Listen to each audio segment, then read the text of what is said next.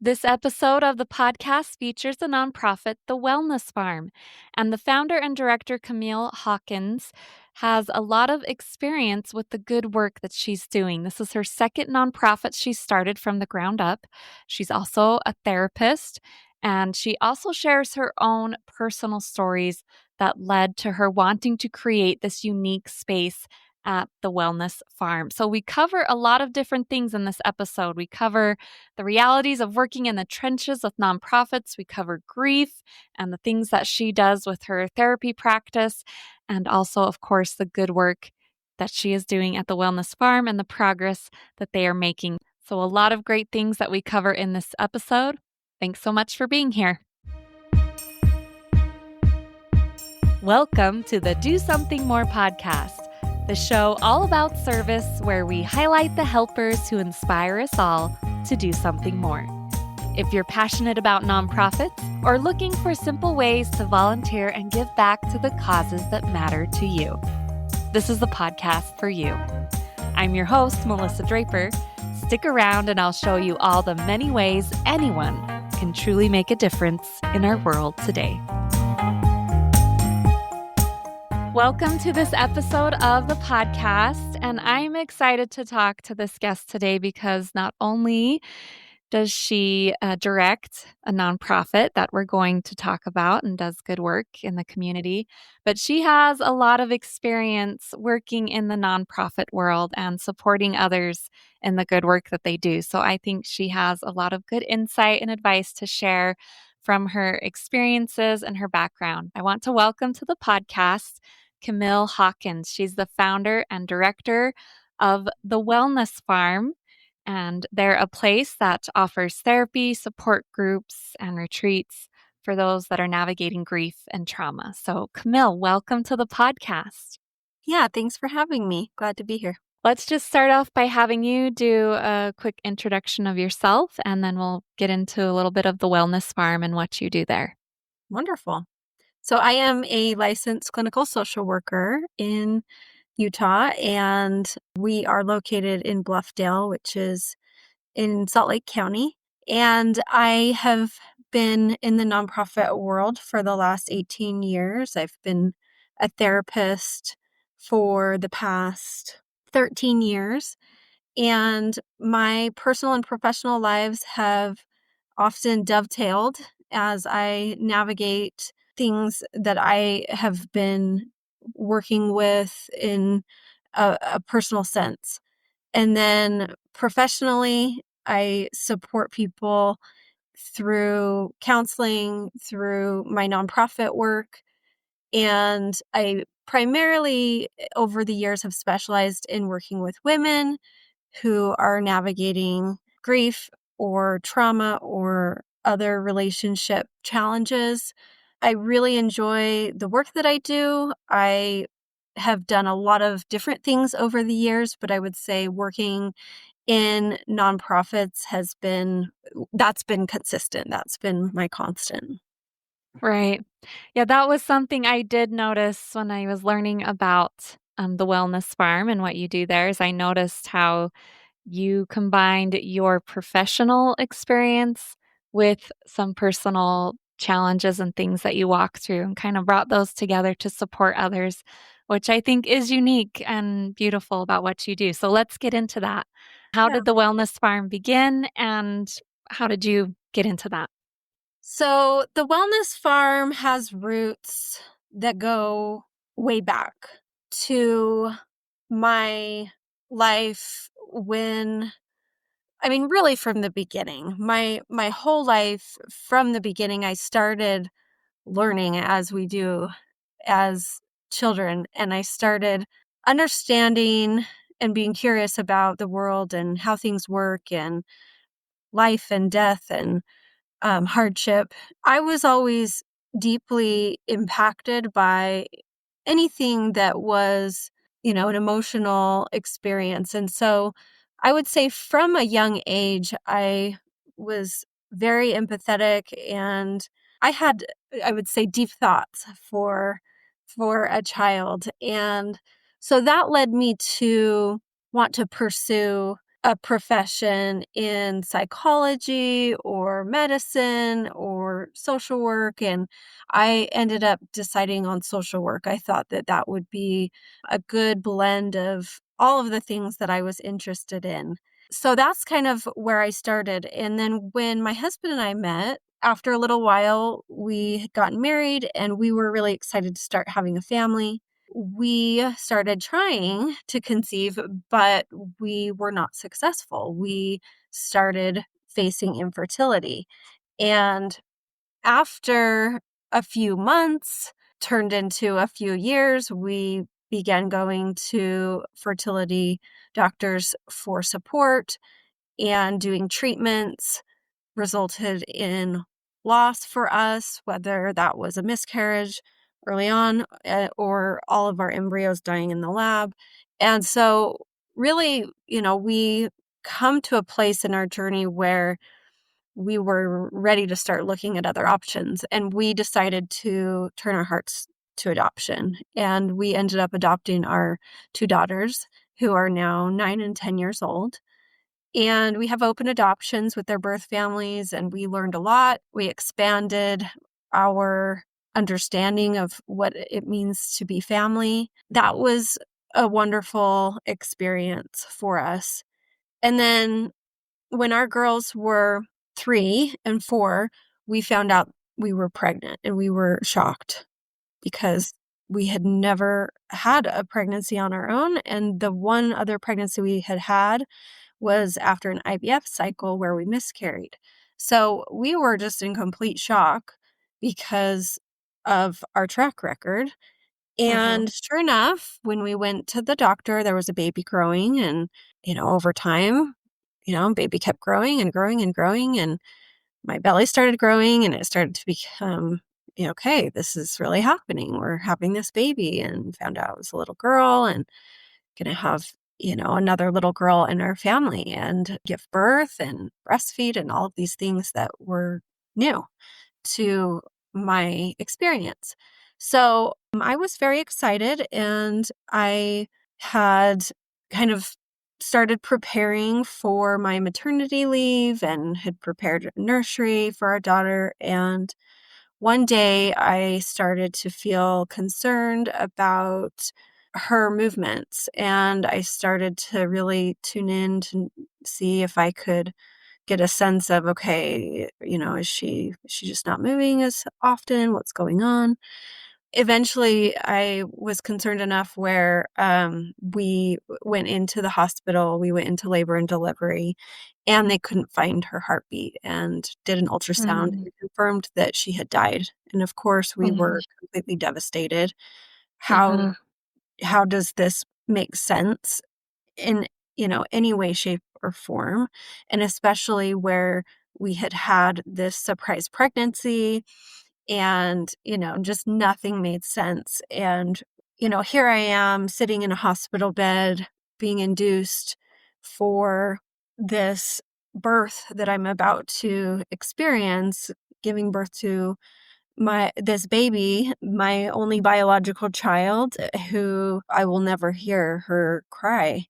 My very first internship as a social worker was in the hospital on the OB floor, and I supported families who had lost babies. And so it was such this surreal experience where it felt kind of like this full circle, like I had been in every space, and it just felt odd. It just felt interesting to be on that side of the hospital room. After that experience, of course, navigating through the minutes and the hours and the days and the weeks and the months in grief is unique to every person, but for many is such a challenging experience to just get through those moments. And just wondering, is am I ever going to feel happy again? Am I ever going to feel okay again? Am I ever going to experience joy again? Am I ever going to be okay? So I spent my time really soul searching, and my heart was bleeding so much of course. So I just was looking for anything and everything that I could do to soothe that bleeding heart. So I started searching, a lot of soul searching and looking outside of myself at, what can I do? How do I express this grief? How do I navigate what I have been through? And started finding different modalities that I was interested in trying out. So, for example, different types of yoga and Mhm. different types of meditation and participating in different retreats where we would go to different places. So one was up at Sundance, one was out on the Salt Flats, and just, you know, connecting with nature and really finding connection with things like art and poetry, writing, just anything and everything that I could find that I felt like would be kind of this portal from the love that was in my heart out to the world. How can I express that love that I have in a way that can transfer that energy in a way that feels supportive to me? I was also at the time in a space where I had just stepped down from my position as the executive director of the Utah Infertility Resource Center, which was a nonprofit that I started. I had Is stepped that is no. that one still going?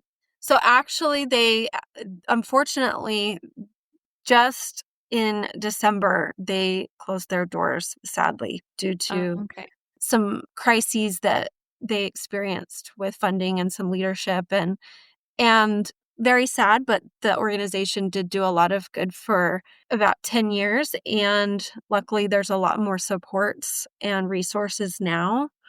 And that Mhm. was another aspect that the current board, I hadn't been involved for the past 4 years, really, but Mhm. that they had identified that there were so many more supports and resources and podcasts and, things Right. like that Yeah. that were supportive to people. But yeah, I had stepped down and so I didn't have a work to go back to. So it was a blessing and a curse because Mhm. it would have been nice to have something to go back to distract myself, but I didn't have anything. I had, stepped down and we hired a new executive director. So I also started wondering what should I do next professionally? And I decided the best thing for me would be to start a private practice in counseling and that way I could start slow and I could start seeing clients, little by little, one at a time, and I could grow slowly.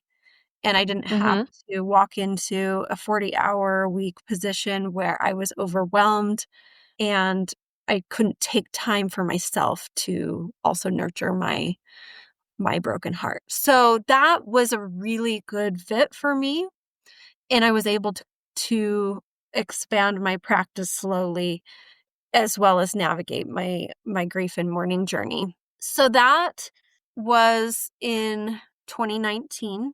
When I began my private practice, I mostly saw women and I continue to mostly Mhm. see women. And I support women in a wide range of situations and challenges, ranging from infertility, pregnancy and infant loss, postpartum depression, other pregnancy and postpartum concerns, parenthood struggles, raising children with special needs, divorce, domestic violence, all kinds of different situations that women find themselves in and are looking for support in.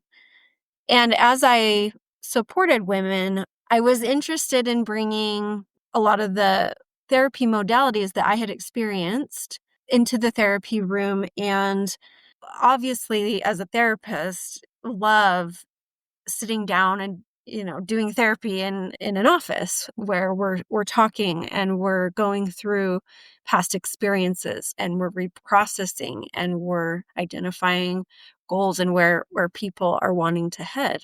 I found that if we could take that therapy experience but also have experiences where we could get out of the therapy office, and we could engage in nature, we could engage in art, we could participate in movement-based activities, that really helped whatever was happening inside of us to get moving, to transition or transform or to process, um, Mhm.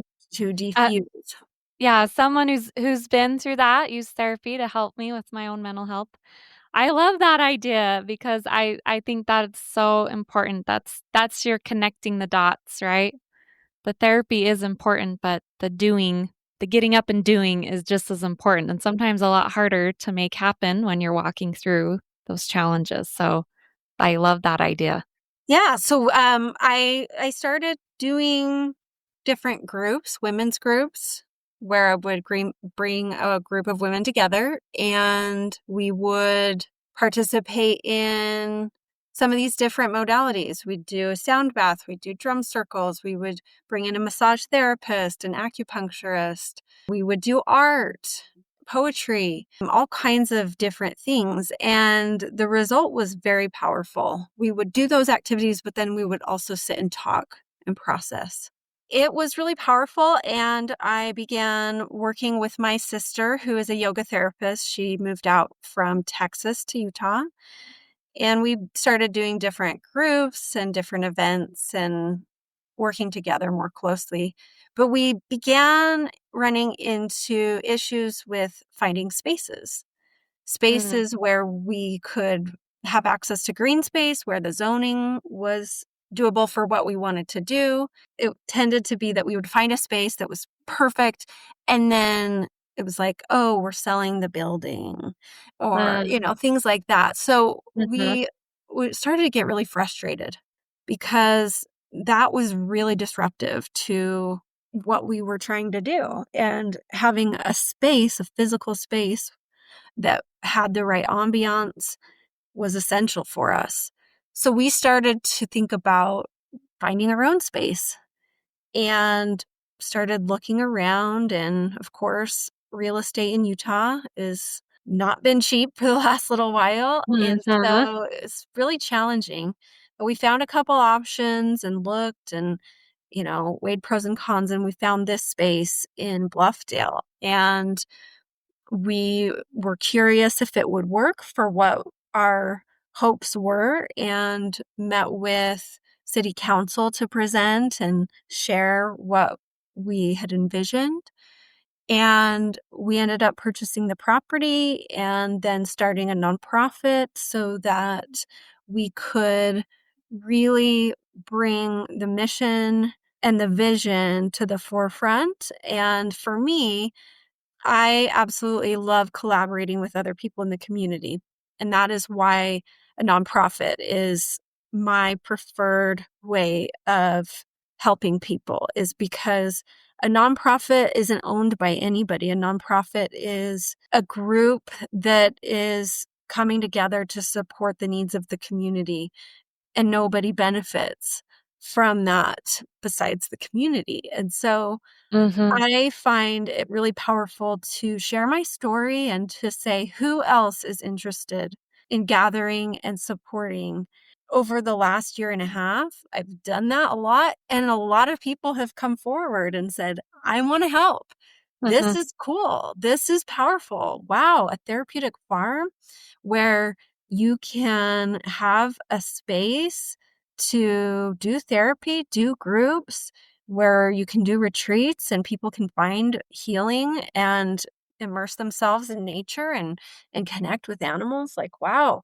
So it's been really awesome to see others reach out and say that they want to get involved too. I just wanna go back to what you mentioned earlier with your experience with your daughter Yeah. on being on the other side, and as you told your story, I just kept thinking that being on both sides has definitely uniquely prepared you now for that work that you are doing, to experience it and to support others who are experiencing it. As hard as I'm sure it was to walk through that, just it gives and adds an extra element and a part of compassion, I'm sure, for what you're doing. I always will say that I don't think that I needed to go through losing my daughter to be the best therapist. But if I did Right. have to go through that, then I am honored to be able to be in spaces with other families who have lost children and to be able to create those safe spaces.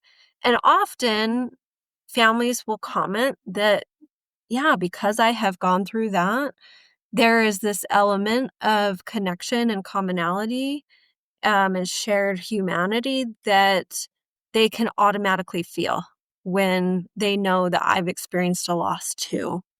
Mhm. So that aspect, of course, is something that is beautiful, even though there is tragedy that is behind it. But I would Right. absolutely every single day trade that if I could have my daughter. Absolutely. That's very well said. So, take us through some of what your farm looks like. If for those that come there, you have some great pictures of some of the animals on your website. I love that. Some of those experiences that you offer there as families or you said women to come. We are still in the build out phase. We are about 18 months into building out the farm. And when we took ownership of the property, it was just pretty much 2.5 acres of a big field with a house, and the house was just really not habitable. It was just needed to be completely revamped. So we started out, and we really didn't have a lot of extra funding. It was sort of like, okay, we can just like pay the bills. We can like try and just like keep the mortgage paid. And so Mhm. everything that we did, we had to like really try and figure out how do we do this one step at a time? How do we make this happen? And so our very first goal was to get this little counseling cottage where I'm sitting, up Mhm. and running so that we could start seeing clients here for counseling and to bring in income that way. So that this was our first goal, as well as getting a parking area ready. And then our next step was to go into the garage. It's a large 3 to 4 car garage, and to renovate that so that we could have an interim meeting space where we could do groups and retreats. From that point, we were able to get house plans for the renovations, and we were able to secure another loan for the renovation. Then we were on a search to find a contractor to help us with the renovation. And it was really hard to find somebody that was the right fit. Mhm. I would get recommendations and referrals, and people would come out here, and I'd meet with them, and I'd explain what we're doing. And sometimes people would give bids. Sometimes they're like, "Oh, I'm not even," they're just like, "Oh, this just seems like too much, too complicated, too many moving parts." And so it was frustrating because, like, I'm ready to go. I've got this loan. I'm paying interest on this loan, and I don't have anybody who can help me, and I don't know how to renovate.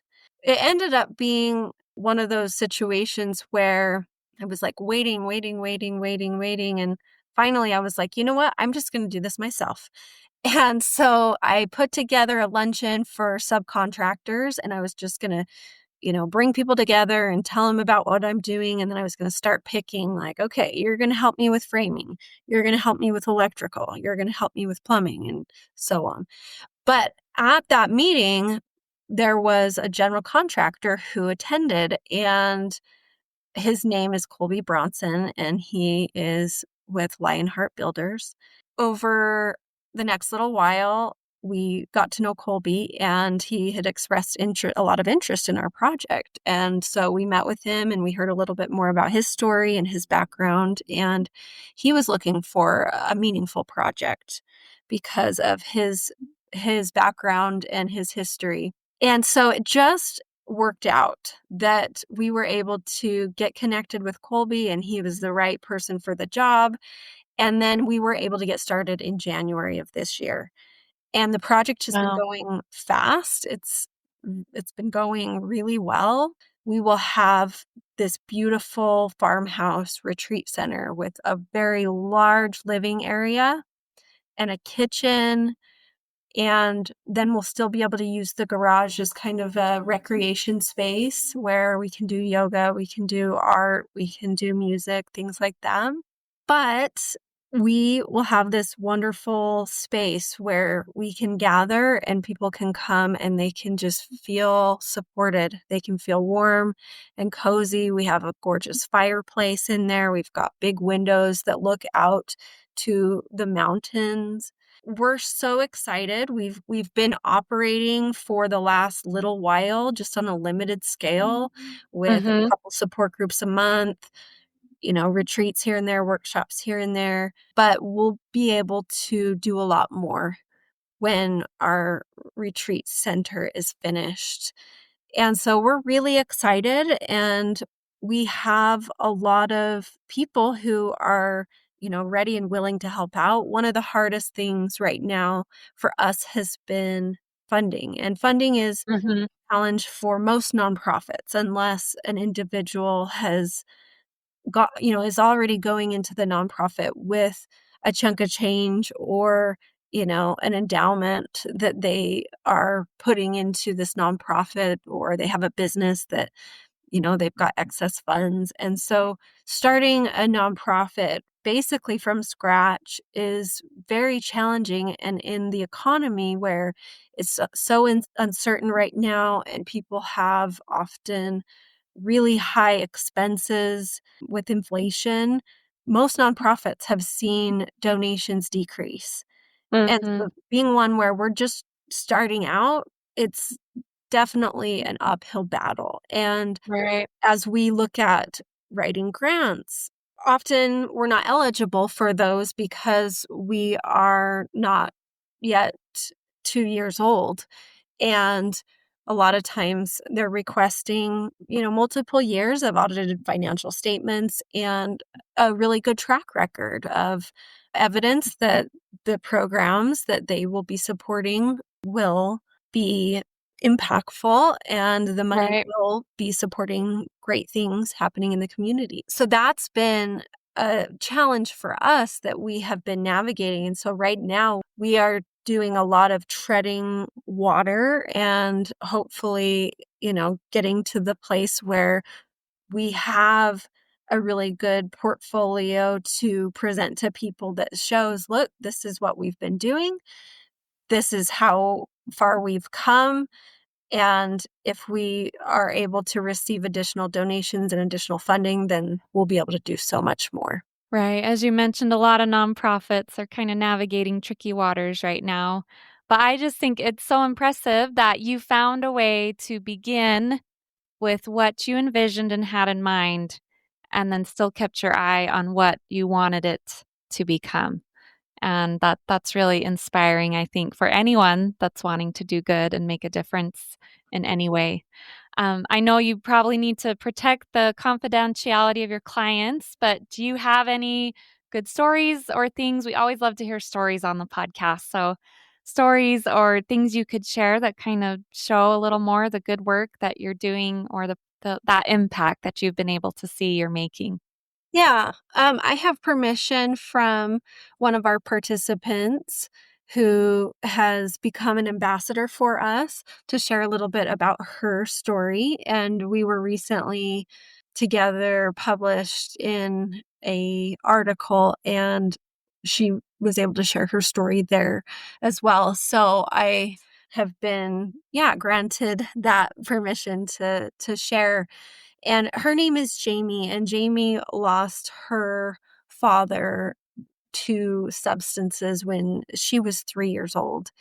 Mm. And then she was raised by her mom, and her mom struggled with the grief of the loss of her spouse. And she continued to grieve, but not grieve in healthy ways. And ended up navigating addiction to try and cope with her own loss. And when Jamie was 20 years old, her mom died from Mm. substances as well. And so, Jamie has now lost two parents, and she is trying to figure out how can she navigate this grief in ways that are healthy to her so that she can build a life that is beautiful and successful, and that she can break those cycles, and she can support others and fulfilled the goals and the dreams that she would like to. And so she was in a place where she was looking for support, and she found the Wellness Farm, and she was able to come out to one of our retreats that we held for loss of a loved one to suicide and or substances. And she was able to experience some deep healing at that retreat. And from that point forward, she said, I want to get involved. I want to do more. I want to help. And so she started coming out weekly to the farm and spending time caring for our animals.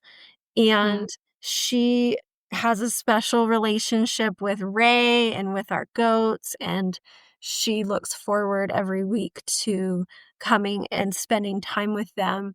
And she also, because she, I should mention Ray's your therapy dog that you have there. yes, yep, Yeah. Ray is our farm therapy dog, and he's fully blind, and he's a rescue. Most of our animals are rescues, and they have their own stories of loss and Mm. trauma.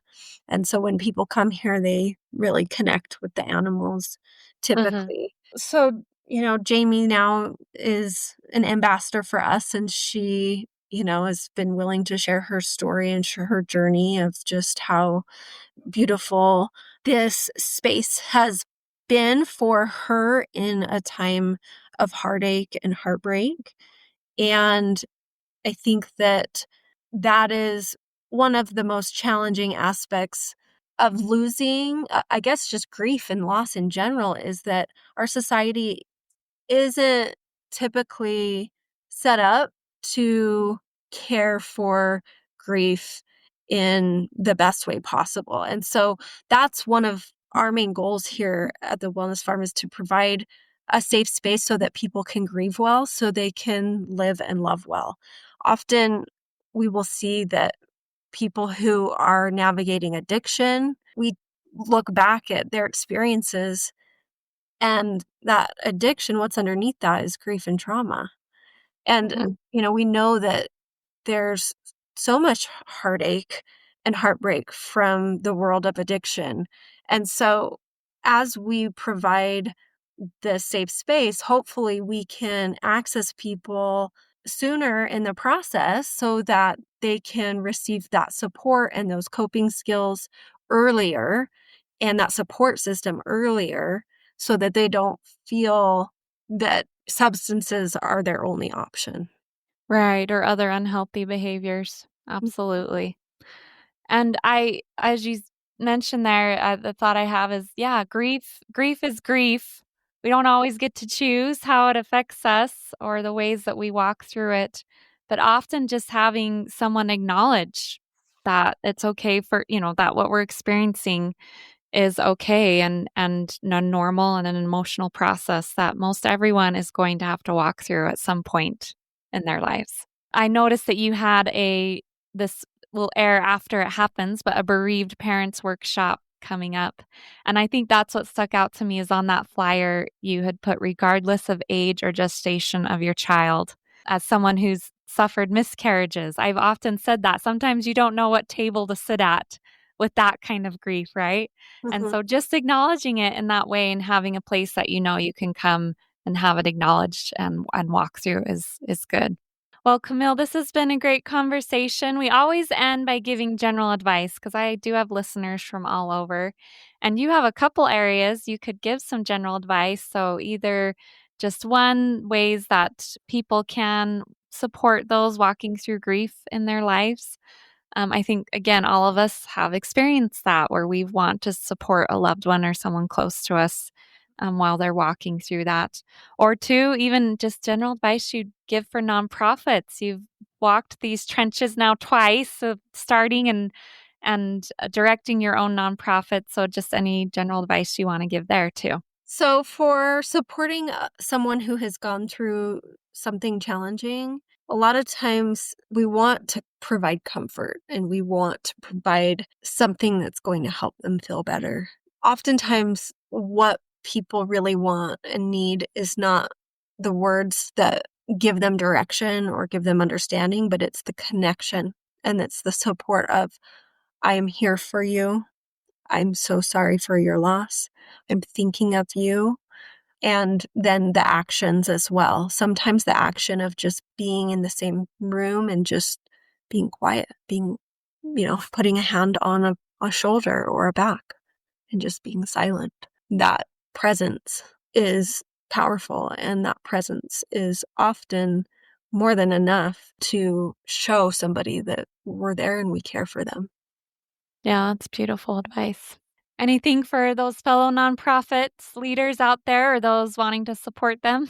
So I would say for those who are wanting to start a nonprofit or are early in the trenches, I would say do what you can to care for yourself, because a nonprofit can consume your life. It can consume your world if you let it. It can be an amazing, beautiful thing, but also as a founder, as a director, you need support too. And so find ways that you can receive that support, find ways that you can pace yourself, find ways that you can take breaks if you need to, because there's so much work out there. It can be overwhelming, it can be intimidating, but every little bit does help. And so just, I think, remember the goodness. It's always easy to think of all the things that haven't happened yet or that we want to do or that we need to do. But I think, also reminding yourself about the things that you have done, the things that you have accomplished, the ways that you have helped people, and keeping that at the forefront will also help with that burnout prevention. I love that. That is advice I've shared before on this podcast as well for anyone just wanting to serve in general. That is the first step, to acknowledge the good that you already do. And that, instead of feeling discouraged, then will help you feel motivated to keep moving forward. So that's beautiful advice as well. Well, thank you so much, Camille. It's been such a pleasure to have you on the podcast and learn more about the Wellness Farm and the other work that you do. Thank you for having me. That concludes my interview with Camille Hawkins, the founder and director of the Wellness Farm. I will, of course, leave links to their website and their social media pages so you can see more about the good work that they're doing or find ways to support them as well. And I want to give the reminder that if you enjoyed this episode of the podcast or found something inspiring, please share it with a friend or family member. And of course, we always will appreciate 5-star reviews or ratings on Apple Podcasts or wherever you listen to this podcast. And of course, this week, I hope that you can find a way to do something more to help lift, inspire, or make a difference.